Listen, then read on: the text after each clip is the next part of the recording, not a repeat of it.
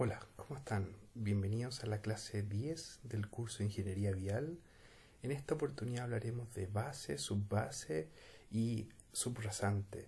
Esto en el marco también de el diseño de pavimento, ¿cierto? Ya nos estamos acercando a ese tema. Em, esta clase, el contenido va a estar dividido en tres partes. Primero vamos a hablar de los tipos y estructuras de un pavimento.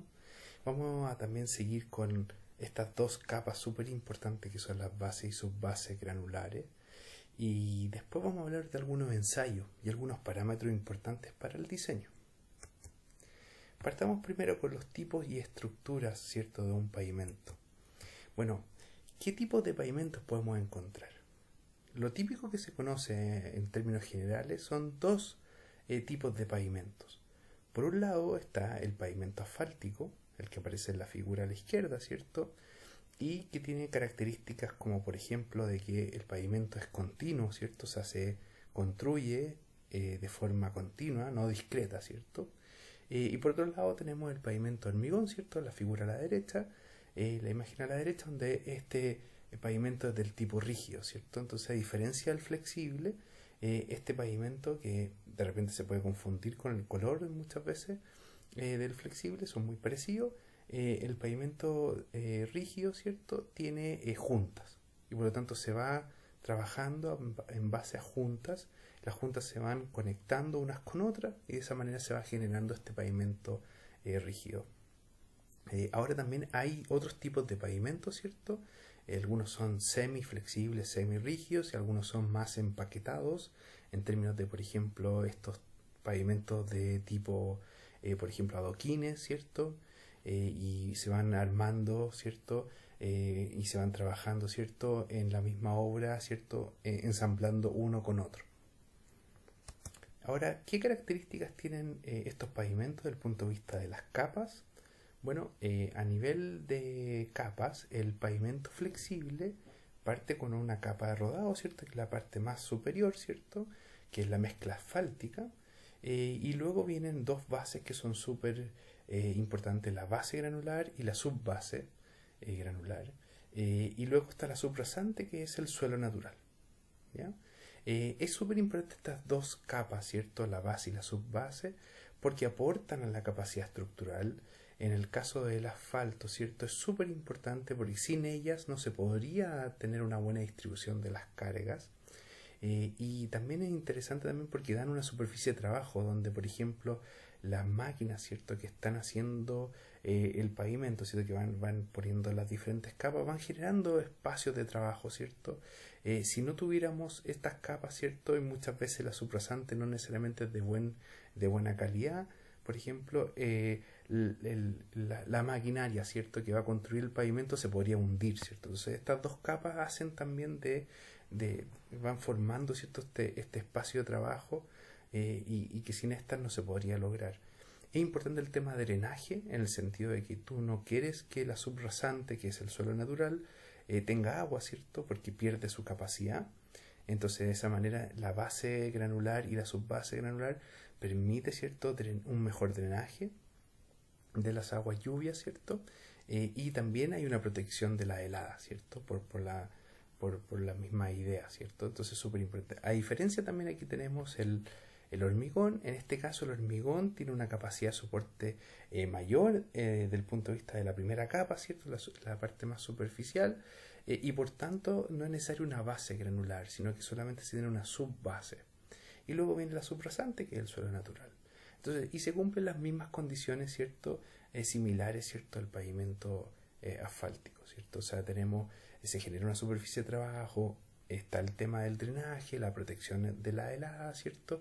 Y obviamente hay una continuidad estructural, ¿cierto?, al resto del suelo, ¿cierto? Porque tú quieres que se distribuya de mejor manera las cargas, ¿cierto?, y se controlen las deformaciones. ¿Cómo se expresa eso de las cargas, ¿cierto?, para los dos tipos de pavimento?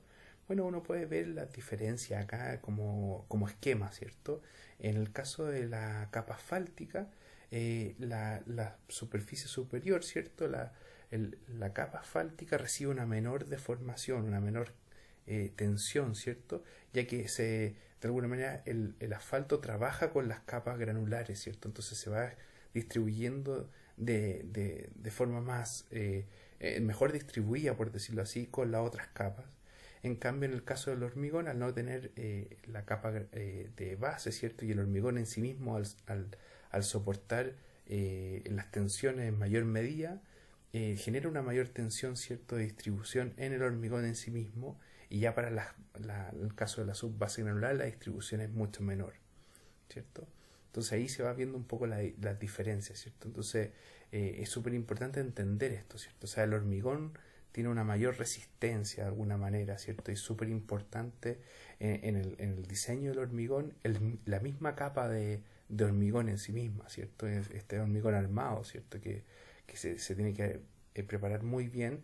En cambio, en el caso del asfalto es súper importante también las capas granulares, ¿cierto? Para entender esto como un todo, ¿cierto? En términos de tipos de vehículo, las cargas, ¿cierto?, van a ser diferentes, obviamente. Mientras más pesado, yo tengo más carga, ¿cierto? Y es importante en ese sentido evitar, de alguna manera, que la subrasante reciba cargas altas, ¿ya? O sea, el suelo natural, ¿cierto? Y aquí también es importante el tipo de eje, la cantidad de ejes. O sea, a mayor cantidad de ejes, mejor distribución de las cargas, ¿cierto?, hacia el suelo.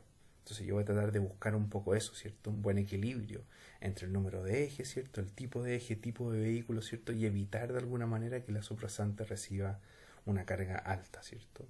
Y aquí está un poco el esquema, ¿cierto?, de distribución de las cargas, ¿cierto?, hacia el suelo, con este mapa de calor, por decirlo así. ¿Y qué se entiende en verdad por estas bases y subbases granulares? Bueno, entendamos primero la subbase, ¿ya?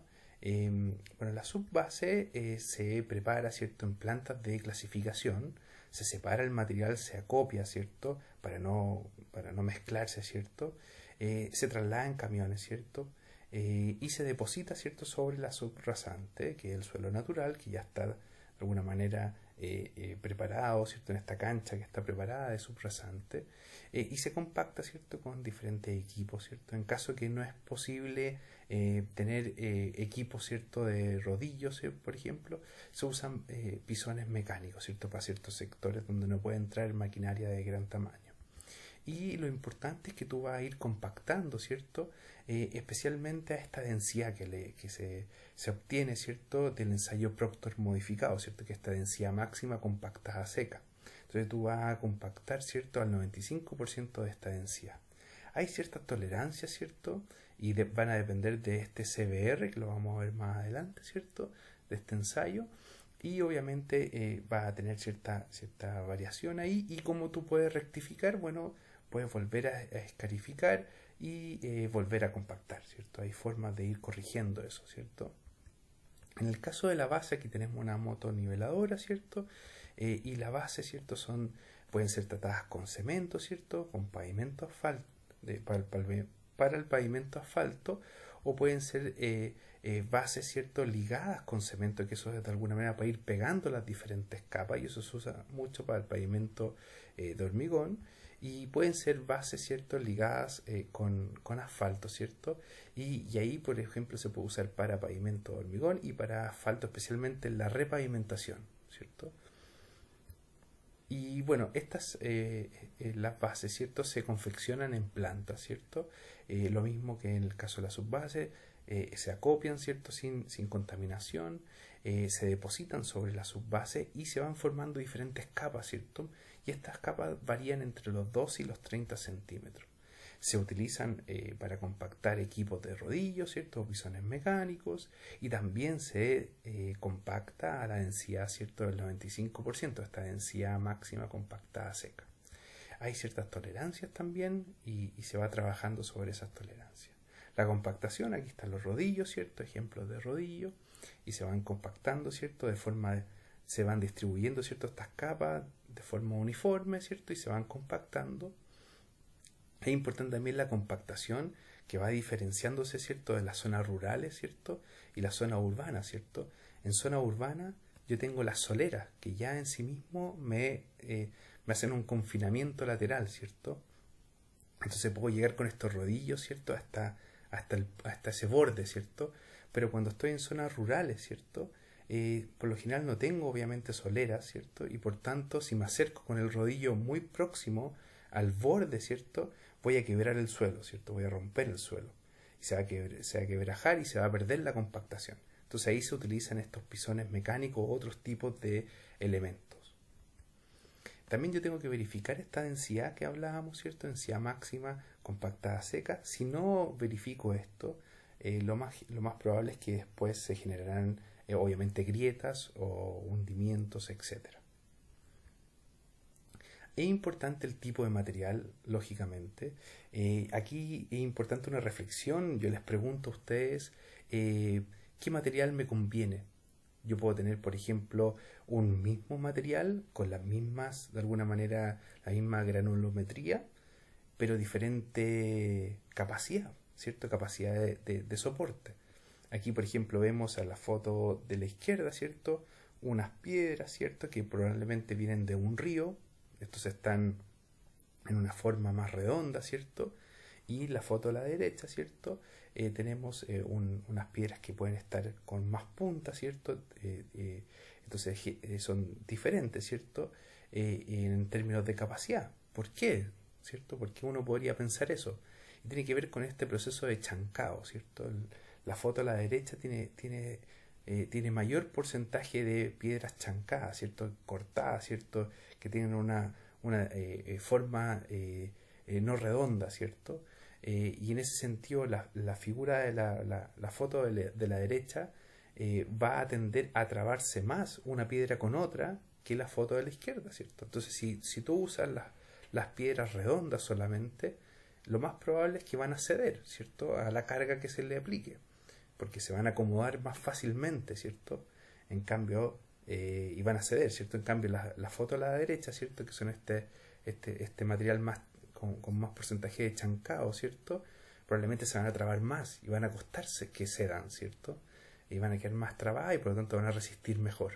¿Se entiende? Entonces uno puede tener la idea de como un mismo material, ¿cierto? Pero con diferentes propiedades.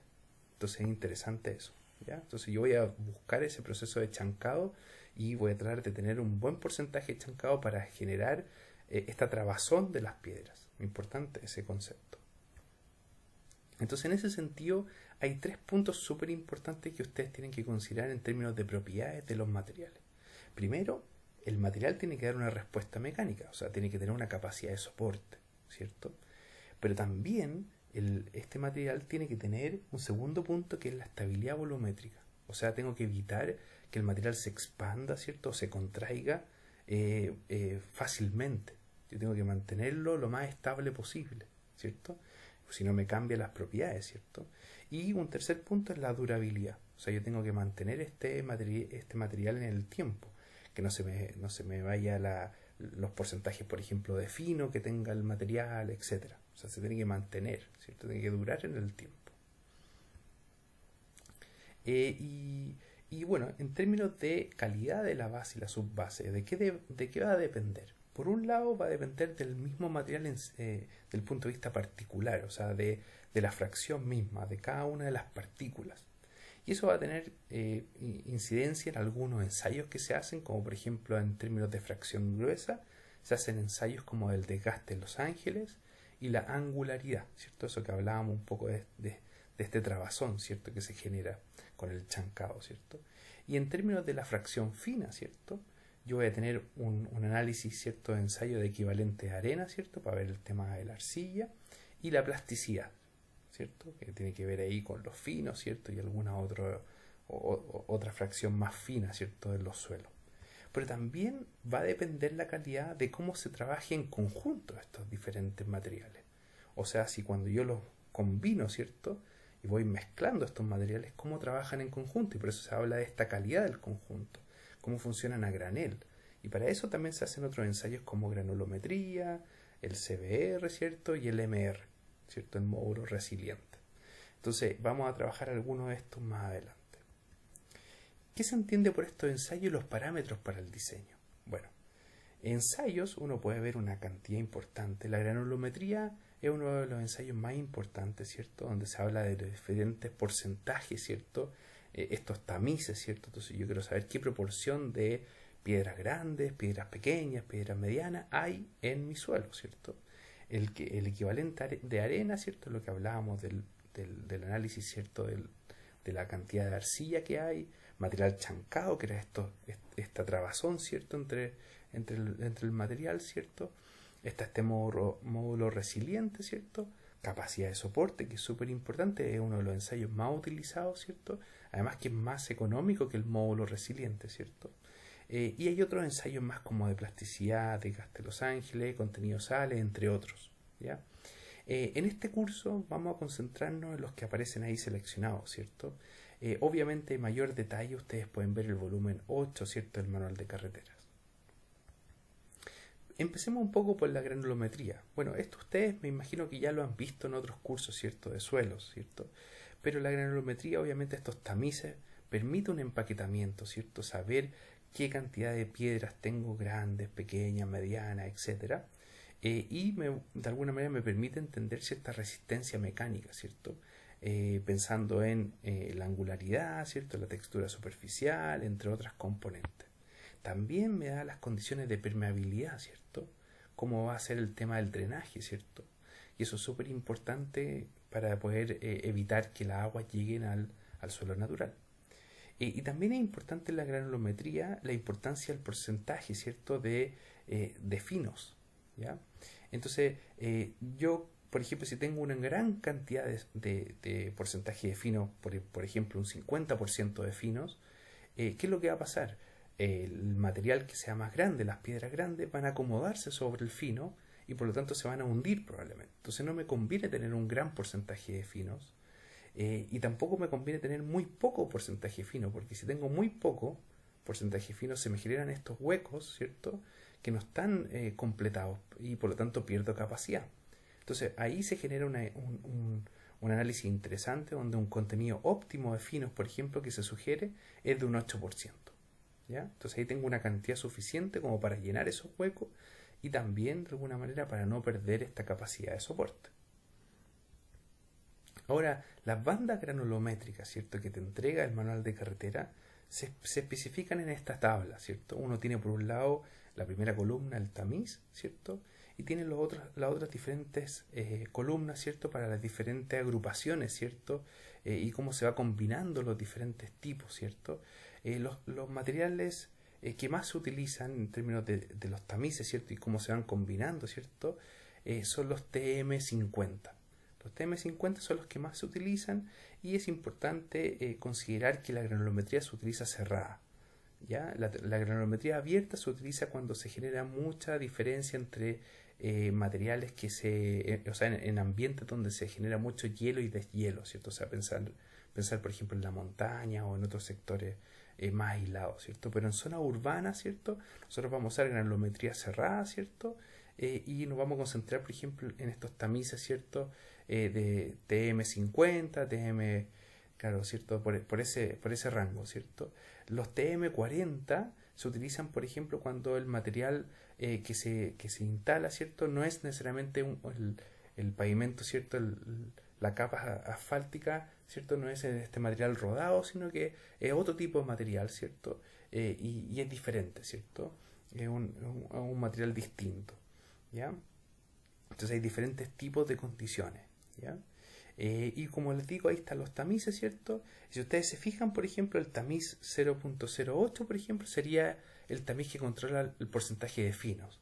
Si ustedes se fijan, por ejemplo, para los TM50, la proporción de finos, ¿cierto? Siempre está entre 0.20, 0.10, 0.15, y nosotros habíamos dicho en una diapositiva anterior, ¿cierto? Que siempre uno puede ir en un rango de no tan alto los finos, pero no tan bajo, pero también teniendo un óptimo, por ejemplo, de un 8, ¿cierto? Un 8%. Entonces ahí ustedes pueden ver cómo se entiende un poco estas tablas. Bueno, otro ensayo es el equivalente de arena, entendiendo que este se utiliza para ver cuánta arcilla tengo, ¿cierto? Entonces, y de alguna manera es las arcillas son susceptibles a la humedad, ¿cierto? Entonces yo voy a analizar un poco qué pasa con las arcillas, ¿cierto? Torrones de arcilla no me conviene tener, ¿cierto? Pierdo capacidad de soporte. Y para eso se hace un ensayo, ¿cierto? Yo tengo aquí, entonces en este tubo, ¿cierto? Lo lleno de suelo, ¿cierto? Y con una solución química, ¿cierto? Hago separar la arcilla y el resto se va sedimentado, ¿cierto? Entonces mido la altura, ¿cierto? Y con eso yo calculo, ¿cierto?, este equivalente de arena, ¿ya? Y de alguna manera yo voy a tratar después de ver cuánto porcentaje tengo. Ahora, lo que habíamos hablado anteriormente, este material chancado, ¿cierto? Entonces se mide la proporción de partículas que tienen una o más caras fracturadas, ¿cierto? Entonces lo mismo aquí, ¿cierto? La foto, ¿cierto?, a la izquierda, estas piedras, ¿cierto?, son más redondeadas, probablemente vienen ya con un desgaste de un río, ¿cierto?, etcétera, y por lo tanto esas piedras, ¿cierto?, van a tender a ceder, ¿cierto?, a acomodarse mucho más fácilmente que, por ejemplo, las piedras de la derecha, ¿cierto?, que tienen más fracturas, ¿cierto?, y por tanto se van a trabar más y van a tener una mejor capacidad de soporte, ¿cierto?, que las piedras de la izquierda. ¿Ya? Algo que habíamos comentado antes, perdón. Entonces, y está este ensayo que es el CBR, ¿cierto? California Bearing Ratio, y habla, ¿cierto?, de este ensayo, ¿cierto?, donde un pistón, ¿cierto?, en una probeta, ¿cierto?, va penetrando, ¿cierto?, el suelo que se instala ahí, y al penetrar, ¿cierto?, va empujando el suelo, ¿cierto?, en el sentido que va penetrando este dial, ¿cierto?, va empujando el suelo, y obviamente si yo voy penetrando, voy viendo qué capacidad tengo en términos de resistencia un poco, ¿cierto? No es que este ensayo no me entrega realmente la capacidad del suelo, ¿cierto? Pero está relacionada con la capacidad, ¿ya? Y eso está relacionado también con la densidad, ¿cierto?, que yo le hablaba antes, esa densidad seca, ¿cierto? Entonces este es el ensayo que se hace, ¿cierto? Se pone el suelo, se va penetrando, ¿cierto? Y con eso yo puedo relacionar el ensayo, ¿cierto?, con la capacidad de soporte, ¿ya? De alguna manera esto va empujando, ¿cierto?, como dice ahí, ¿cierto? Voy generando una penetración, ¿cierto? Voy empujando, ¿cierto? Y voy empujando el suelo, ¿cierto? Entonces si yo tengo una mayor cantidad de golpes, significa que el suelo resiste más, ¿cierto? Si sigo golpeando y no está rompiéndose el suelo, sino que más bien está soportando, es porque está soportando más, ¿cierto? Estoy entendiendo que puede tener una mayor capacidad, ¿cierto? Y si obviamente yo penetro, ¿cierto? Y puedo seguir penetrando, es porque el suelo todavía no está totalmente compactado, ¿cierto? Entonces, de alguna manera está relacionada con la compactación. Esto es totalmente empírico este ensayo, ¿cierto? Entonces, y esa compactación la voy a asociar yo a una mayor capacidad, ¿ya? Entonces hay una altura inicial y cómo esto va bajando, ¿cierto? Se va compactando. Y la compactación de alguna manera me va a entregar un poco también esa resistencia, esa capacidad de soporte. Entonces lo que hago yo, ¿cierto? En el eje horizontal tengo la diferente penetración, ¿cierto? El dial va penetrando, ¿cierto?, este suelo, y el dial va en el eje vertical, va marcando cierta tensión, ¿se fijan? Y a diferentes golpes, ¿cierto? Voy golpeando esto, entonces, y obviamente, por ejemplo, en este otro gráfico, ¿cierto?, se muestra entonces que para diferentes densidades yo voy probando al menos 3 densidades, entonces eso es lo que se utiliza comúnmente, pero diferentes densidades, al menos 3, como aparece acá. Por ejemplo, voy a tener en el eje horizontal la densidad seca, ¿cierto? Y después voy a poder calcular el CBR asociado a esa densidad, ¿cierto? Entonces, este ensayo me permite eso. Entonces, por ejemplo, a una densidad, ¿cierto?, para 56 golpes, el G significa golpe, ¿cierto?, voy a tener un 94% CBR, ¿ya? Entonces eso significa que tiene una gran capacidad de soporte, ¿cierto?, porque le di muchos golpes, ¿cierto?, y por lo tanto soportó esa cantidad de golpes y por tanto a esa densidad, ¿cierto?, y yo llegué a ese CBR, ¿cierto? Si tengo menos golpes, ¿cierto?, puede tener un CBR menor, ¿cierto?, y en este caso una densidad de compactación menor. Y así con las tres densidades, ¿cierto? Ahora, al hacer una proyección, ¿cierto?, de esas 3 densidades y hacer una conexión de los 3 puntos, ¿cierto? Voy a alcanzar a encontrar, ¿cierto? Este CBR, ¿cierto? Para el 95% de la densidad máxima compactada seca. Y ese CBR el que voy a usar, ¿cierto? Para el diseño al final. Entonces, en este caso, por ejemplo, en este ejemplo, me daría un CBR de 68%. Y ese es el que voy a usar, ¿cierto? Para el diseño. ¿Se entiende? Entonces, de alguna manera esto me permite un poco obtener los valores de CBR en un ensayo súper simple, súper directo. Entonces, y es más fácil de hacer. Y en ese sentido aparecen otros ensayos como el módulo resiliente, que son un poco más difíciles de hacer porque este es un ensayo triaxial, tiene confinamiento lateral y se le aplica una tensión por arriba, ¿cierto? Y lo que busca un poco también es identificar, ¿cierto? Esta deformación en la parte, ¿cierto? Donde el material pierde un poco esta como deformación que va más allá, ¿cierto? Deformación plástica, ¿cierto? Entonces va analizando esta deformación plástica, por tanto, obviamente le cuesta volver a esa deformación elástica, ¿cierto? Entonces, y ahí como que pierde las propiedades un poco de capacidad, ¿cierto? Entonces, esto es lo que hace un poco este ensayo, ¿cierto? Y es más complejo, ¿cierto? Entonces, lo que se hace en verdad es que para evitar un poco utilizar este ensayo que es más costoso, más complejo, lo que se hace es se utiliza el ensayo CBR, ¿cierto? Y ese ensayo, teniendo granulometría adecuada, ¿cierto? Con un poco los tamices que hablábamos, condiciones y un poco más ideales, ¿cierto? Lo que se hace es que el CBR se relaciona con el módulo resiliente, ¿cierto? Y de esa manera obtengo el módulo resiliente en vez de utilizar el ensayo. Bueno, esto ustedes lo han visto probablemente en cursos de suelo, ¿cierto? Voy analizando la tensión de formación, ¿cierto? Y especialmente este módulo resiliente ve la parte, ¿cierto? Donde la deformación, ¿cierto? Es más plástica, ¿cierto? En el sentido de que pierdo un poco las propiedades, ¿cierto? Del material. En el sentido, no puedo volver, ¿cierto? A mi condición inicial, ¿cierto? Ya perdí un poco las propiedades. Acá hay otras fotos, ¿cierto? De este ensayo, ¿cierto? Y hay un sistema de control de esta unidad triaxial, ¿cierto? Y se va aplicando, ¿cierto? Esta carga, ¿cierto? Entonces, esto se entiende también como que el suelo puede estar confinado, ¿cierto? Lateralmente, especialmente la base y subbase, que ya tienen suelo alrededor, ¿cierto? Entonces, este ensayo busca un poco representar eso. Ahora, ¿qué parámetros mecánicos necesito para el diseño estructural? Bueno, el asfalto y el hormigón utilizan diferentes métodos en el sentido de que pueden usar diferentes componentes y parámetros, ¿cierto? Está el método ASHTO, que es un método súper empírico, directo, ¿cierto?